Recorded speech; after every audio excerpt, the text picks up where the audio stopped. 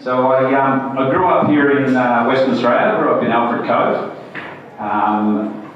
Used to sail, obviously, when I was a kid with my dad on a Hobie 16 and a few bits and pieces. Mum and Dad split up. My mum got together with another guy who ended up buying the poor man's S&S 34 in a Roberts 34. That's what we had as a kid when I grew up. I also used to sail a mirror out of Royal Perth Yacht Club when I was a kid for a couple of seasons as well. But I was quite tall and lanky, and as a crewman on that boat, I used to really struggle getting in between the centreboard casing and the boom bang, and I hated it.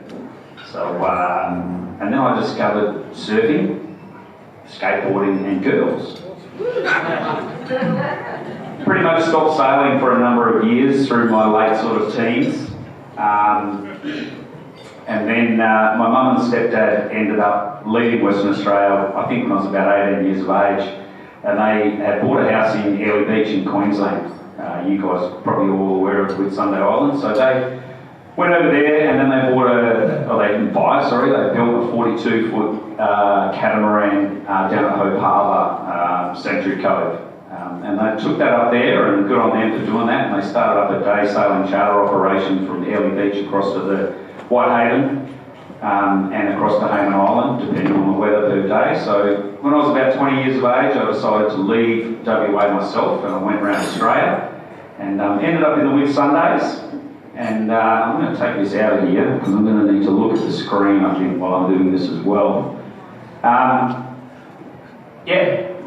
Charter industry, ended up in the Whitsundays just after my 21st birthday, and I started working with my mum and stepdad on their 42-foot boat. We used to take day sailing passengers across to Hayman and to Whitehaven, and that sort of reinvigorated me in regards to sort of sailing and spending time on the ocean sort of thing. And I think I worked with those guys, my mum and stepdad, for about 9 months.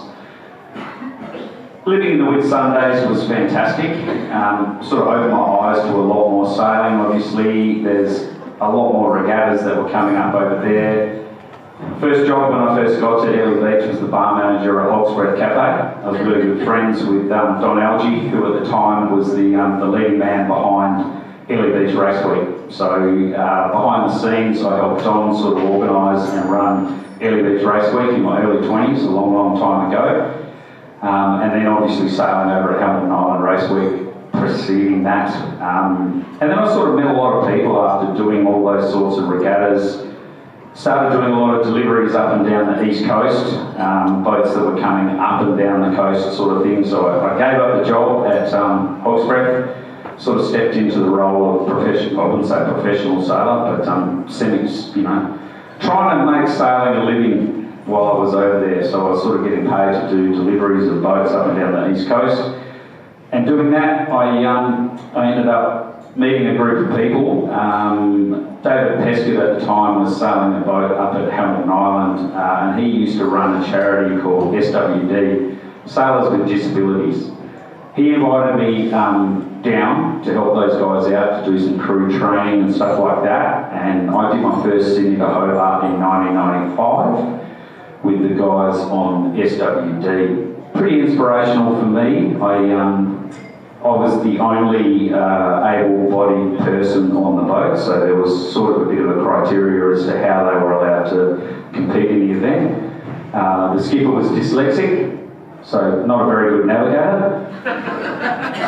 We had some amputees, guys that had motorbike accidents, other people that had polio.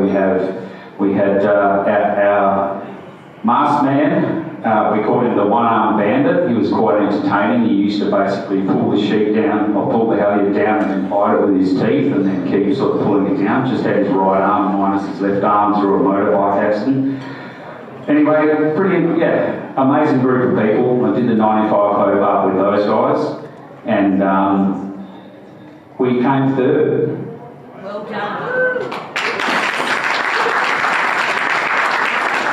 Division 1 performance handicap racing with those guys. Stepping back here, my very first dismasting. Obviously became my life of media. I love it. I love getting involved in a microphone or a television camera or something like that. But Yeah, so back here in 1995 as well, back when North Shore boats, much loved by Brad and Ali Skeggs aboard Selkie obviously, but this was the NSX 38, or the racing version of the North Shore 38. Here we were delivering this boat down to Malulabar to do the return race from Malulabar to Airlie Beach for Hamilton Island, and in the 60, 65 knot gusts we lost the rig on that boat. And pretty quickly the spreader started tapping on the side of the hull, and we made the call to drop it all the way out the side there. It took us about 22 hours to motor back into Mackay. I hated rum.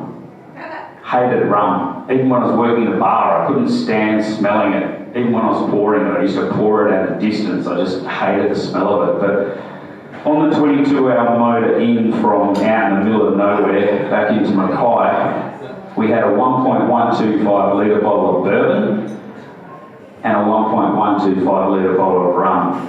Once we demolished the bourbon, I went, right, that's it, I'm into it. And since then, I don't mind rum. It's alright. When you're left in those sort of circumstances where you've got nothing left to drink but warm Coke, no ice, and Bundy rum, well, just get on with it.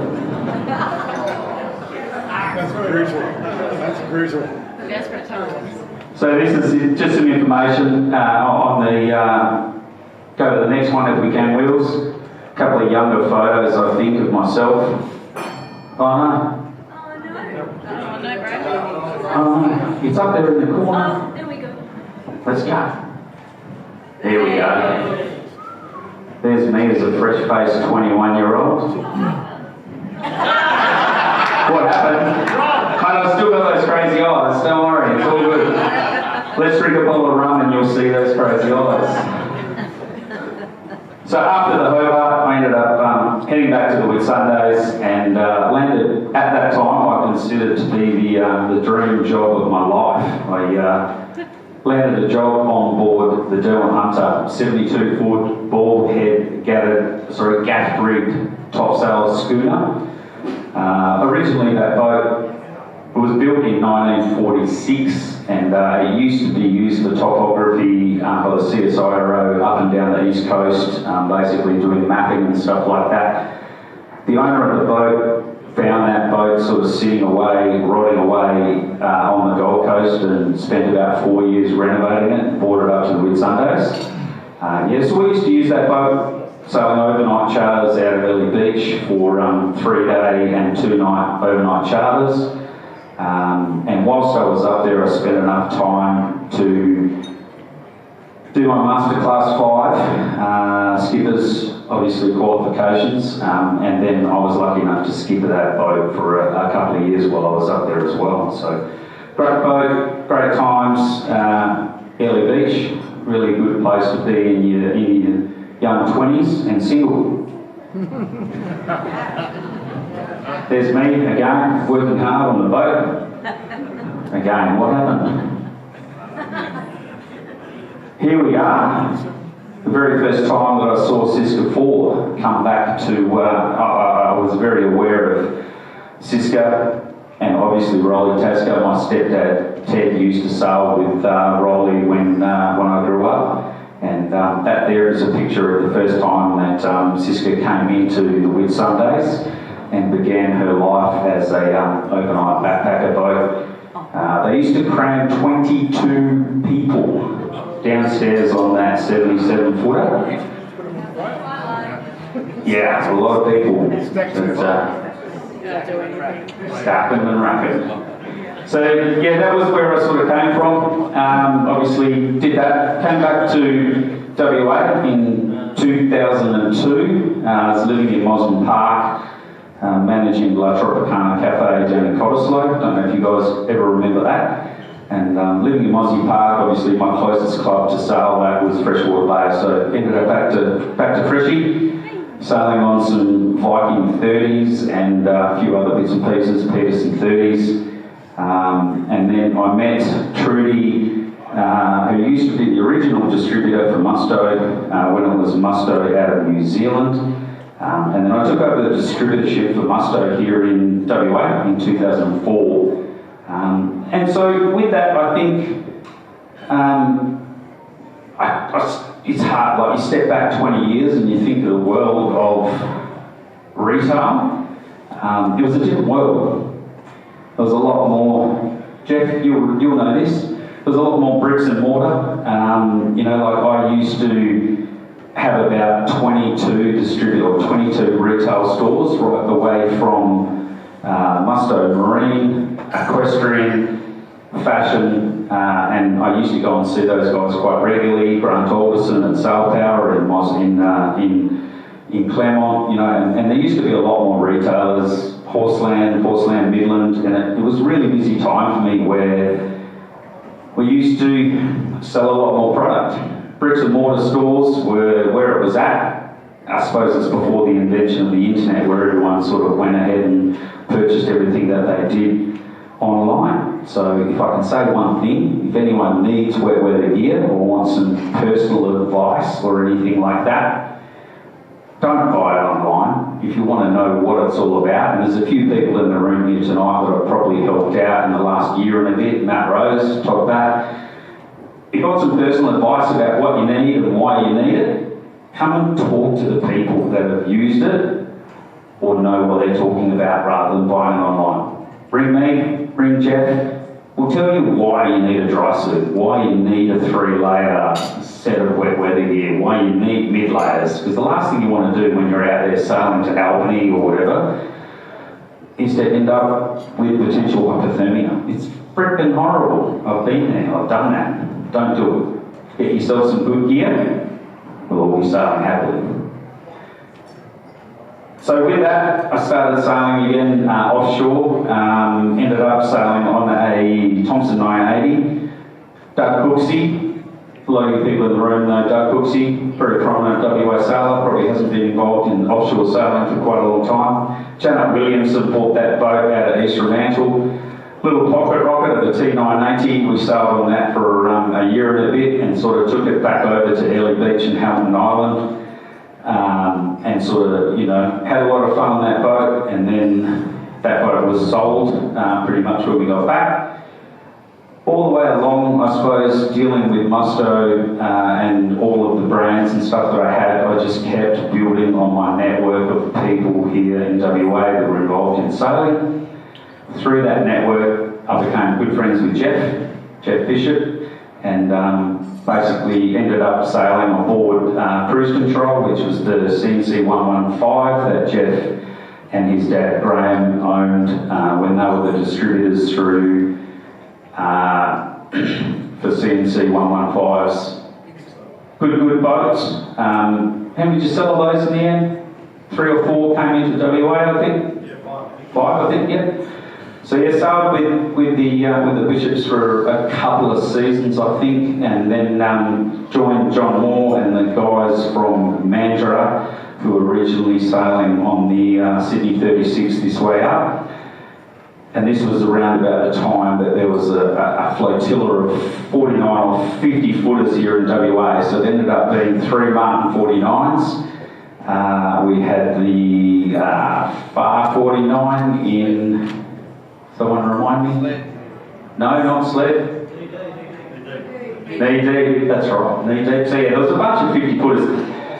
Osmate as well. Osmate, Trevor Taylor, yep. So back then, for me at the moment, like I look at the Madre Offshore at Fremantle Sailing Club, again, let's compete, let's get out there. But back then, it was probably 12, 14 years ago, I remember there being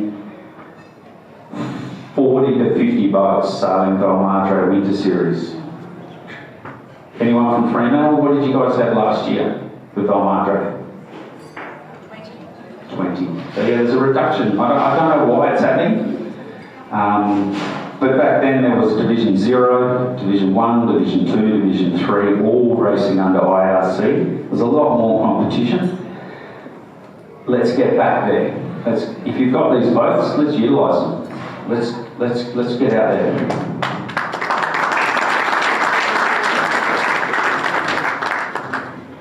After the offshore fleet, I had a couple of kids and sort of took it easy for a little while. Stepped back from offshore sailing again. Went back to sailing single-handed dinghies at East Fremantle Yacht Club.